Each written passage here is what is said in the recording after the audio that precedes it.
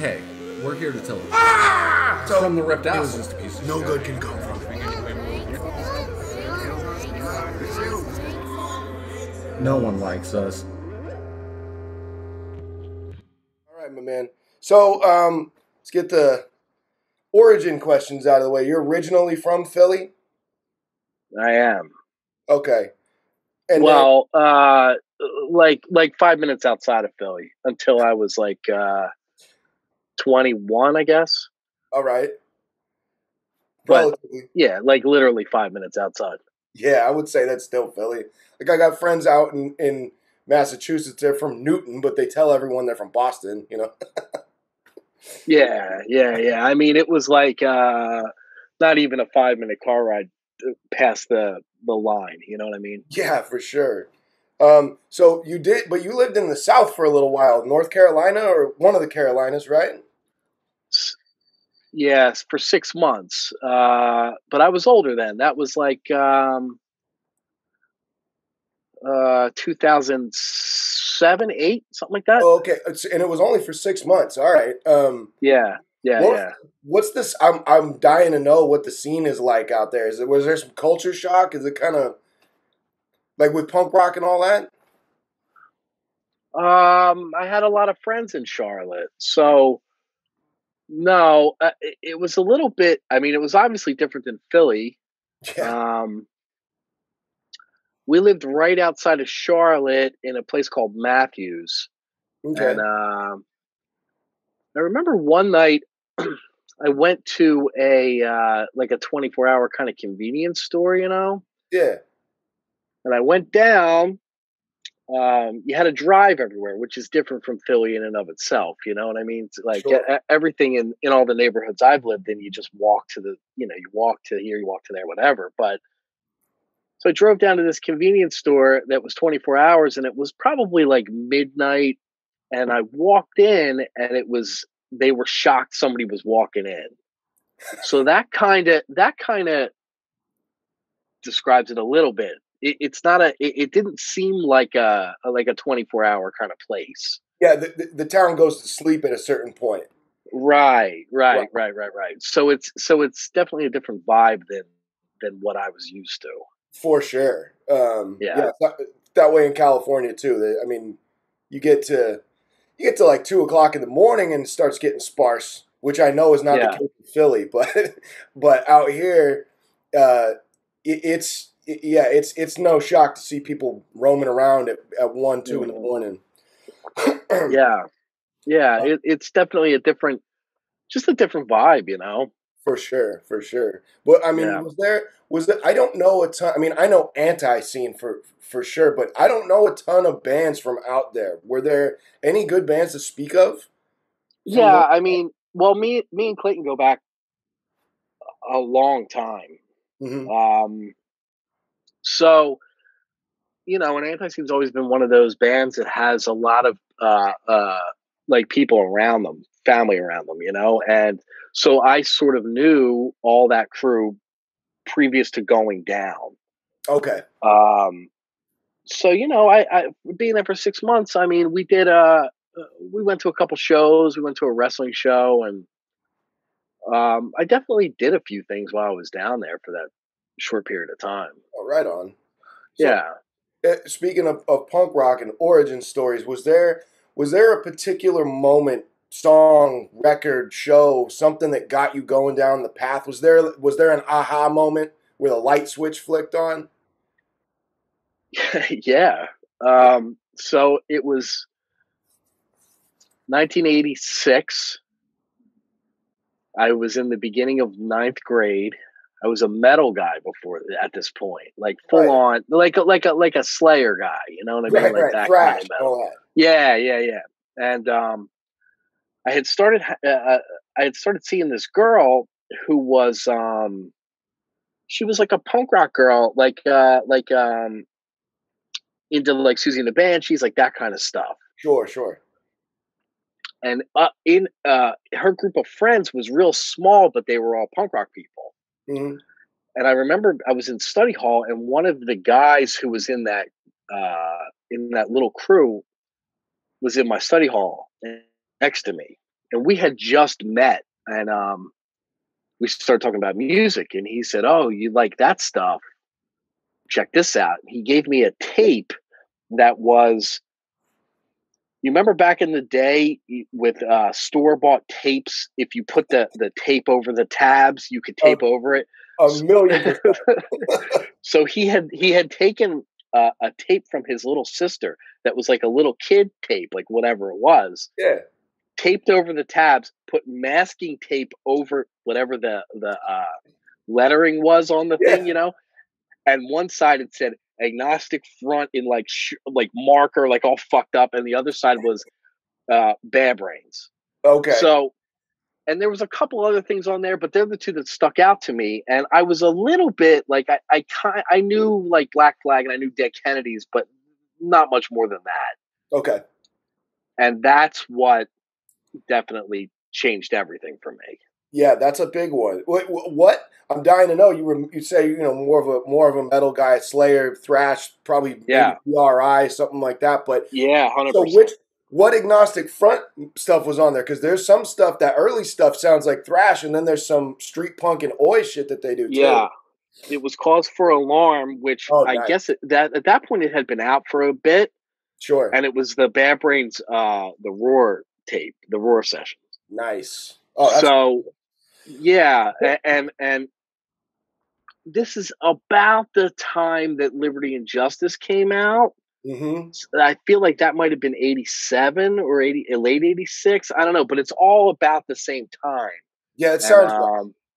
Yeah, and you're right. Like in retrospect, Cause for Alarm is a thrash record, pretty much. Yeah, but the vibe is so different than any legit thrash stuff, and that's sort of what stuck out to me is the vibe of it. Agreed. Yeah, there's much more of a street, man, a skinhead vibe to it. More than those other thrash gimmicks. And you know, when you're a kid, when you're young, the imagery of bands like Slayer or Venom or whatever the fuck, it really resonates. But you get to a point where you want more relatable things and more, you know, and Agnostic Front was definitely that. You know, like I saw them not too long after that, and I just remember Roger was standing out front, and you know, he had like a tattoo on his neck, and like just shit, like it was like just all that stuff was very influential to me. You know what I mean? Especially at that age. Yeah, it was like the next level of this. I don't know, man. Like it just makes that other stuff seem, at least at the time, it made that other stuff seem silly. And now we're talking about real life shit, you know? Yeah. Yeah, 100%. That was a perfect way to put it. I'm still a huge Venom fan, but I realize it's tongue in cheek and kind of ridiculous. And I think they get the joke too. I think they know it. Yeah, for sure. I mean, you know, like those couple Venom records, they're pretty punk rock, man. Like black metal, Welcome to Hell and Black Metal, man. Those two records are pretty fucking punk rock, man. They're like Motorhead-y, you know what I mean? Same kind of thing. Yeah, I love it. Absolutely love it. Yeah, man. So it was a while back. I went down the rabbit hole and I discovered the Bad Vibes, which, first of all, phenomenal group. You put out what, 2 records or 2 EPs in a record? Two records, yeah. Yeah, okay. How did Bad Vibes come to be? Was that in North Carolina or Philly? No, yeah, that was Philly. It was me and 2 friends that we had grown up together, and we just started doing it. We went through a couple drummers, and then I think our best lineup was with this dude Pat on drums, who played in Limecell for many years. Okay.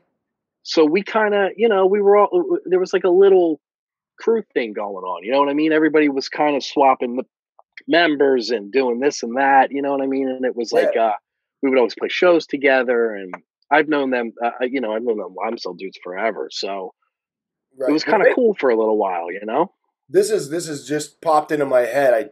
Was Limecell on that? It's the only comp I know from out there. I think it's Get Off My Back. That Philly comp? Are they on? Yeah, nah, I think that's a little bit before that. Okay. Yeah, that was more like Wide Eye and stuff like that. Got FODs on there. Yeah. So that I want to say that was fuck, man, maybe 82, 83, maybe 84. It's definitely before my time. Yeah. It's an earlier record for sure. Yeah, that's a little bit before Lime Cell started. Okay. Yeah. So with Bad Vibes, like you said, you did those couple of records. Did you have other bands before that? And you sang in that band and in you sang in Done Deal. Did you play instruments in any bands before that? And were you in any other bands? Nah. Yeah, I mean, like I was in we had a band in high school, you know what I mean? Sure. Never I kind of we recorded something, but I've never even heard it. And I'm sure that it's way lost, you know. Yeah, one of those things you just do for fun in the garage. Yeah. And we played shows, man. There was a place in 69th Street, which is like it's still Philadelphia, but it's the end of Philadelphia. So that's kind of near where I grew up until I was 20 or 21. There was a place there called fuck, I'm blanking on what it was called, but there was a bunch of shows there, so we played there a bunch of times, and but we never really did much. Gotcha. Just kind of around kid stuff. Yeah. So the Bad Vibes thing was the first, I guess, documented band I did. All right. What was that first band called? I'm dying to know. Do you remember? We had a band. Yeah. Well, one of the bands was called Suicide Kings. All right. One of them was called Obstruct. Very high school punk rock band name. Yeah, of course. I love it. Yeah, silly. So Bad Vibes was cool. Y'all were around for what, like 6 years or so, right? Am I off? Yeah, on and off, I'd say. Yeah. Right on. Yeah. Then later you did Done Deal. The one thing I was curious about Done Deal was you put out a series of EPs and never a full record. And right. At one point on the show, which I'll get into the BSB in a minute, but at one point on the show, you said, I'm not sure if people understand what we're trying to do with this. Was there a particular purpose behind doing just EPs? I've known a lot of guys that like to just do EPs, 7 inches, and they never want to put out a record. Yeah. It was intentional for sure. Yeah. It was, kind of the realization of like, the first full length that like Black Flag ever did was Damaged. Right. And when you think about that, it's insane because of the amount of stuff that was out previous to that first full length. Mm-hmm. They went through 2 singers before they even got to their first full length. You know what I mean? It's crazy. Yeah, when I realized that, I was much older. I had all the stuff, but I was in my mid-20s, and I went, "Fucking Rollins was the Damage records." It blew my fucking mind. Yeah, man. Yeah, they had 3 singers before that, so it's crazy, man. But I think the intent was do it the old way, document a moment, and just put it out. Yeah, you certainly did that. Every one of them records was phenomenal. It's very the first thing I thought of was negative approach with the strings tuned lower is what it like detuning. Fucking negative approach. It was fucking tremendous. Thank you. So, COVID's a motherfucker. Everything's on hold. But do you have any music project plans for the future, possibly, or not right now? Not really. There's been some loose talk. I've had a couple conversations with a couple people. Mm-hmm. I don't know. It's one of those things that's like, I guess it's got to be right time, right mood. You know what I mean? Oh, sure, it always does, man. Yeah, man. It's I don't know. Who knows? I'm getting old, man. I feel you on that, brother. I feel you. So with BSB, that started off. Oh, congratulations on 100 episodes. That episode was thank you. tremendous. Thank you. Big up to the Gimmick Gang listening. I know there's a few of them. What was there an original intent with that, or were y'all just throwing things together and having fun? I know the first couple episodes was the top 5, top 3 gimmicks. And then it morphed into something else.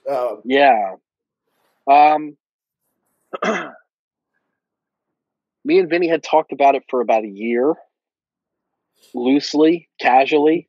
We should do this kind of thing. And then we finally kind of just did it. But we did it with no game plan.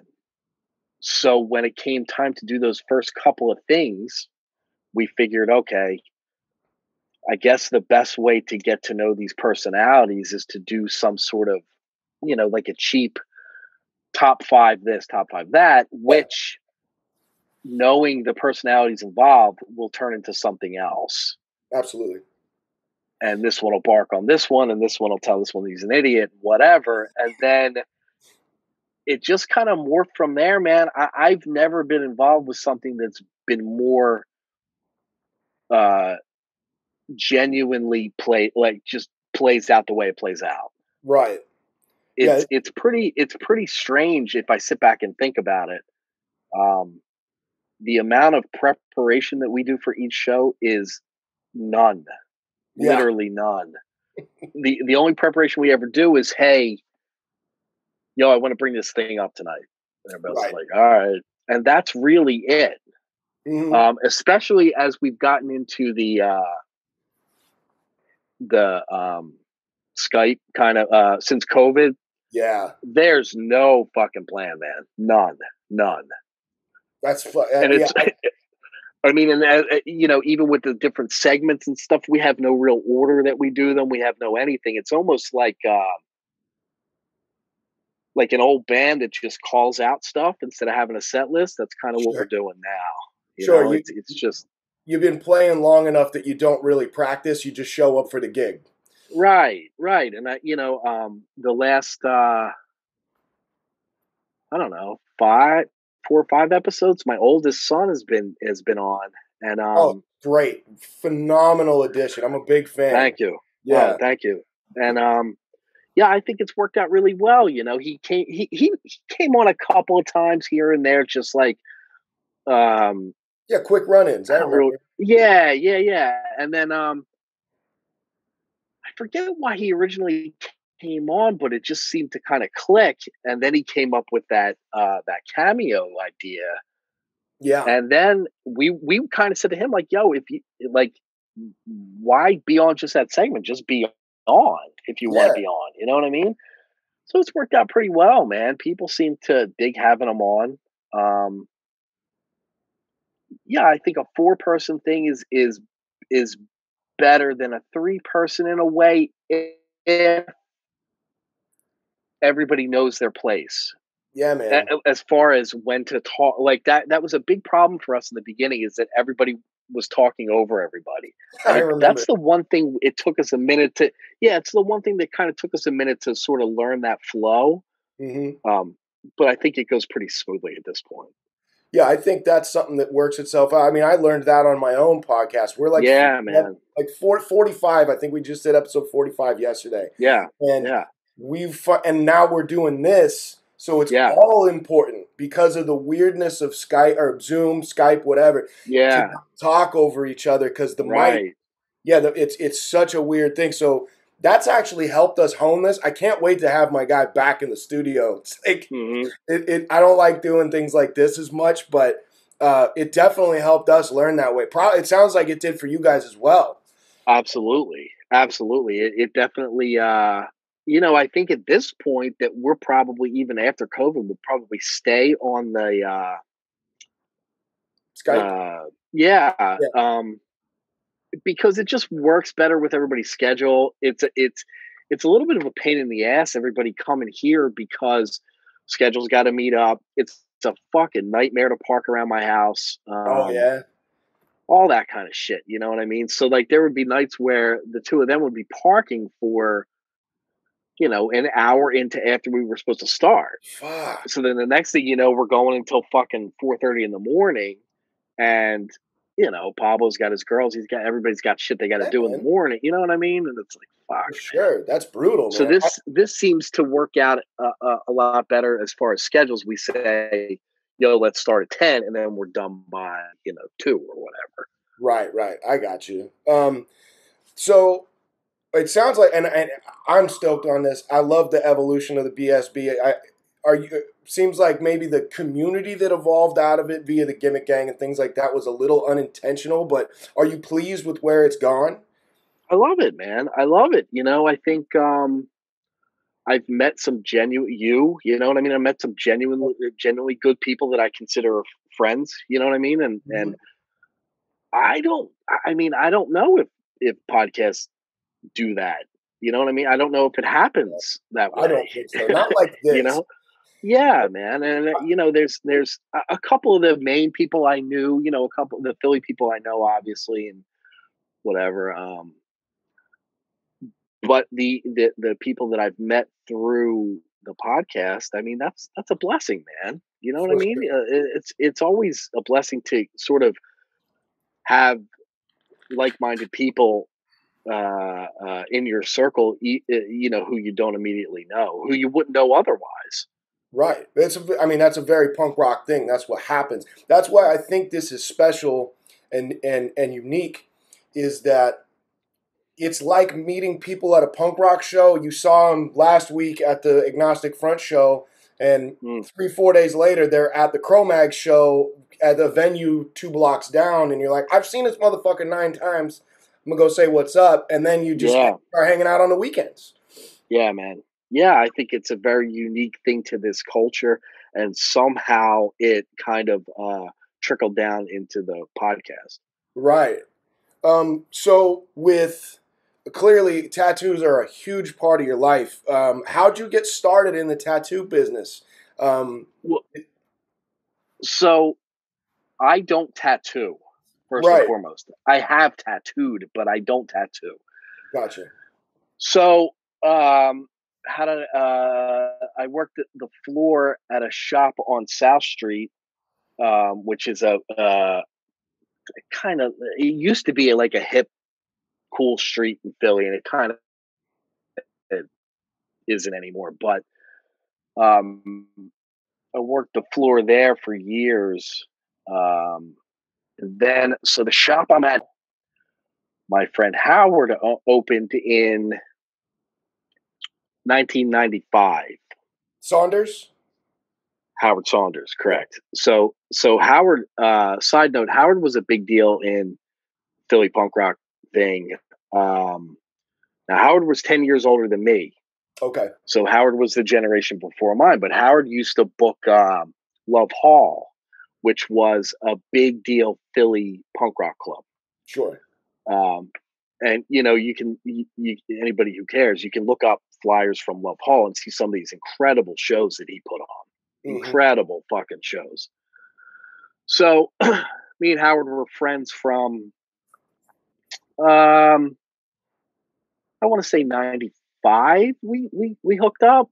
All right. And we were friends for years and years and years and years, and then Howard passed away.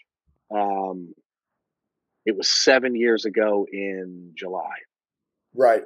Or August, actually. He was in a motorcycle accident in July, and then was in a coma for 3.5 weeks, and then passed away in August. Yeah.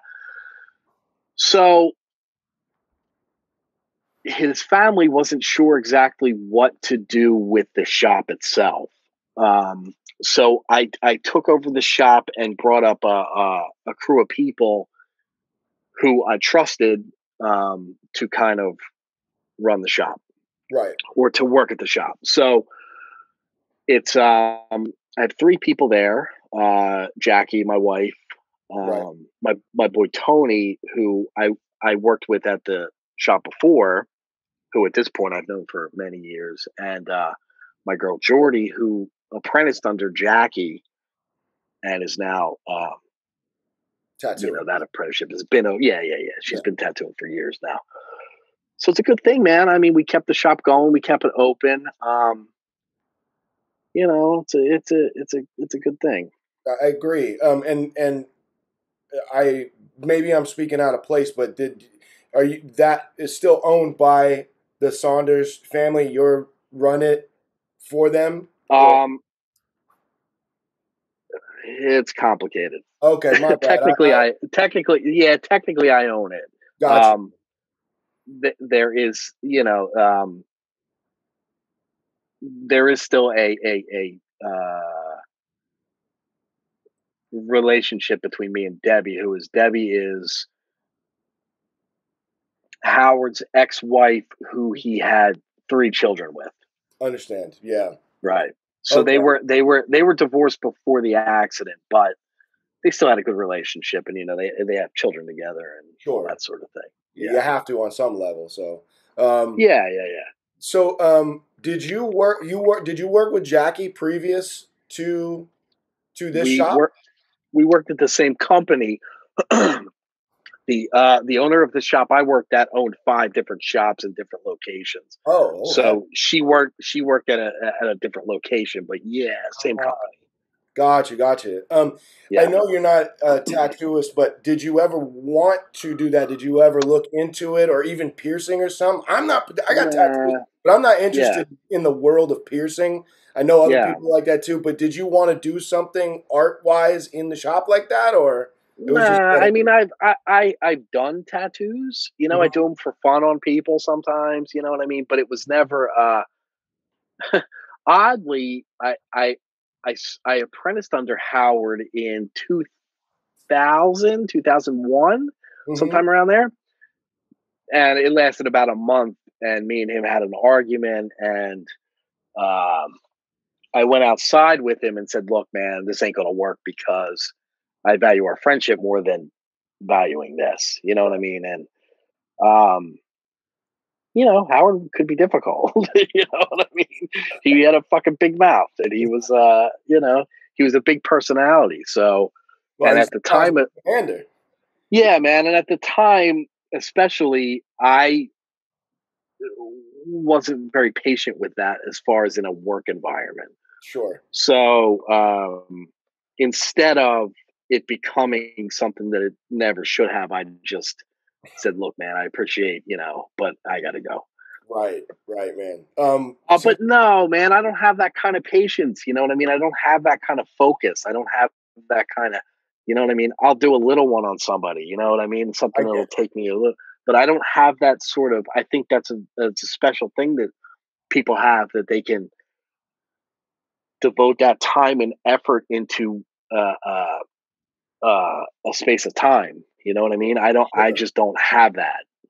Yeah, I mean, as you know, sometimes one thing, drawing it, putting it on, redrawing, fixing it, sizing it out, and then actually tattooing it. Sometimes in more than one session, that's hours of time for one thing. Man. I get that. That can be very tedious.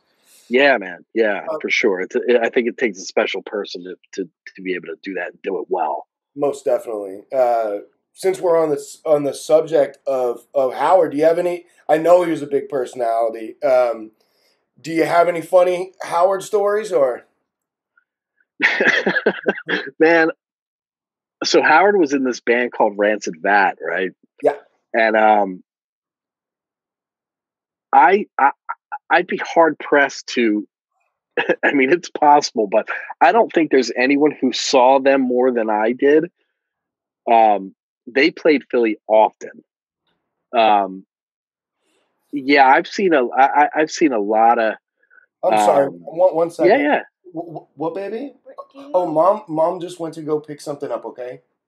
She went to go drop off some vegetables and pick up a package. You want to say hi? Hi. It's my buddy Jeff. Hello. This is Matilda. What's up, kiddo?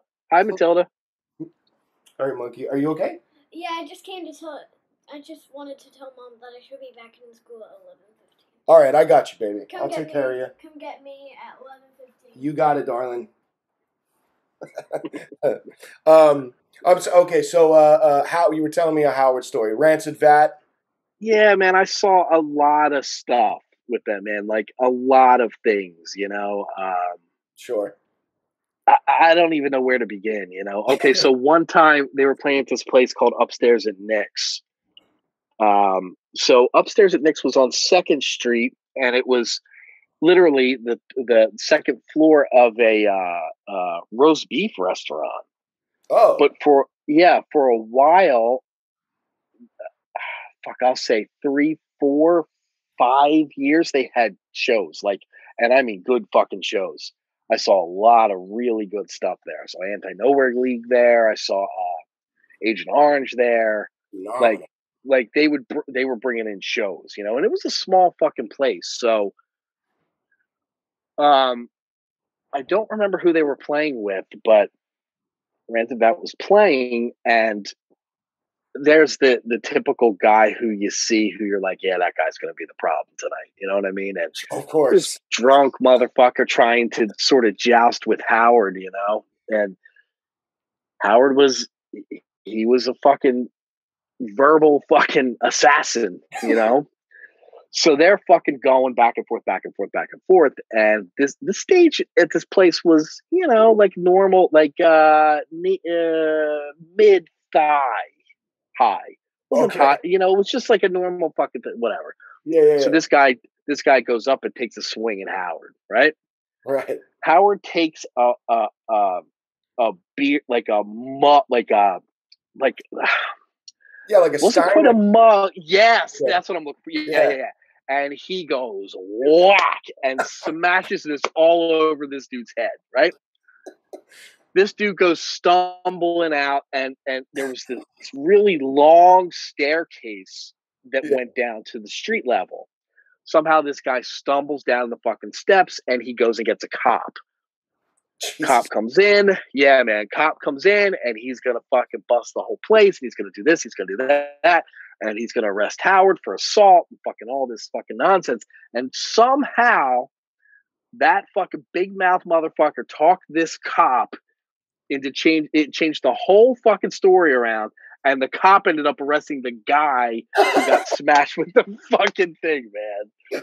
But that's just one of there's so many fucking stories with him, man. He was Sure. definitely a character, definitely definitely a one of a kind of dude. Yeah, I one thing that I've heard from people that have just been near that guy is he had a razor sharp tongue. So He did, man. I mean, he was involved with wrestling for a while, and he definitely learned that craft for yeah, sure. for sure, cutting promos. Yeah, man. Yeah, for sure. So I'm getting towards the end here. I let you know kind of ahead of time on this one. Are there any Philly bands or otherwise, new or old, that don't get enough love that people should know about? Mm. Philly bands. I mean, you can go way back. I think Wide Eye doesn't get the props they deserve. You know what I Mhm. mean? I think that they're sort of respected in circles of people who are sort of students Yeah, I'm of the hip, game. but Yeah, right, exactly. But you're hip. You know what I mean? I think that they get overlooked um, sure, unless you're somebody who learns the roots. absolutely. Um, Lime Cell's definitely a Philly. They don't play anymore, but Lime Cell's definitely a Philly band that. I mean, fuck, we came up together, me and them dudes. You know, Steve and Right. Kevin and Bobby and Eric playing drums. Like they definitely they were a great band that I think people were hip for like a minute when like that Headache Records stuff was Sure. going off. You know what I mean? But Mhm. if you look back on the catalog of stuff they did a lot of stuff. Really great, solid band, man. Currently, Please Die is a band that. Oh, fucking rule. So Steve from Limecell is in Please Die. Oh, Yeah, yeah. So and Mike's a good friend of mine. Like, you know, it's typical Philly shit. Like you know everybody, or you're one person removed from everybody. You know. sure, sure. Eaten Alive was a fucking brilliant. They put out a brilliant fucking record, man. I'm glad they got that out. That was a shame what happened to your yeah, man. Max was around for a long time. Now Max was a little bit younger than me, Mhm. but he was around for a long time in a ton of bands. You know, sweetheart of a guy. Um, you know, and I think Eaten Alive was going to be huge. I think they were really going to be huge. You know, but you know that you know it's unfortunate the way that went down, and you know, definitely a sweetheart.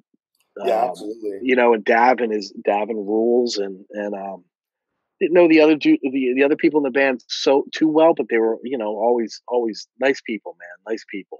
You Yeah, know, yeah. Yeah, I've heard nothing but good things about Max. yeah, really good dude, man, really good dude, and Davin's a sweetheart, and I hope she does something else, man. The last time I spoke to her, she said there was some talk, but you know, it's been a minute since anybody's seen anybody. You know, Yeah, fucking A, across the board. yeah, Um, man, yeah, I got a quick, fun little thing to go out on. Quick round of who's better. You ready? absolutely, All right. FOD, why die? wide eye. I knew that was coming. um, the That virus. fucking dude. The what's Yeah, that?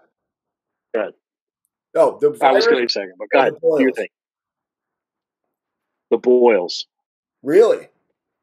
Yeah, I used to know Greg, Okay. so I'm a little biased. Okay, that's fair enough. Then we'll get out of Philly. How about Lenny McLean or Charles Bronson? I mean, Ooh, uh, Lenny. Yeah, Well, by this much. Lenny's book is better than any of Bronson's books, so that's how I'll kind of The judge governor. it, I guess. Yeah, Yeah, man, that's a great fucking book. That's a great fucking book. yeah. Oh, it rules. I've got last one. This is the question that actually led this. What's better is what led me and my boy Terry to start our podcast. This argument we had for years: the Clash or the Stiff Little Fingers. Tremendous. Ooh.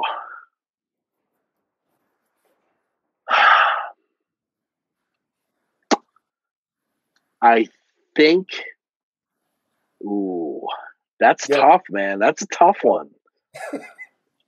I think right this second, I like Stiff Little Fingers better, but the Mhm. Clash was more important. I Uh, agree. that first Stiff Little Fingers record is untouchable. Inflammable material. Fuck Yeah. out of here, man. I mean, that is such a brilliant fucking record. So Absolutely. if you want to get real technical and break it down, like first record to first record, I go Stiff Little Fingers. But man, I'll tell you, the Clash, they're one of those bands I think that have gotten so much hype and so much respect that um, you almost think like, nah. But man, there's some fucking brilliance there. Yeah. Like on and on and on. Each record, even Sandinista, like, look, man, most of it is fucking pretentious and fucking whatever. But there's some fucking gold on that record, on those two Oh records. You yeah. know what I mean? Even that Cut the Crap record has 3 songs on it Yeah, that yeah. are they're Is that they're in a row and is they're that the bangers. is that the record that has that This Is England song on it? Yes. Yeah, Yeah, yeah, this is yeah, England, Movers and Shakers, and Three Card yeah, Trick are phenomenal songs. yeah, Um, man. I mean, Strummer was a fucking genius. The whole band was, man. right. And my biggest argument that always pushed me towards the Clash was that, in my opinion, the level of influence that they had on Jake Burns and the Stiff Little Fingers, Of course, yeah. there might not be a Stiff Little Fingers without the Clash.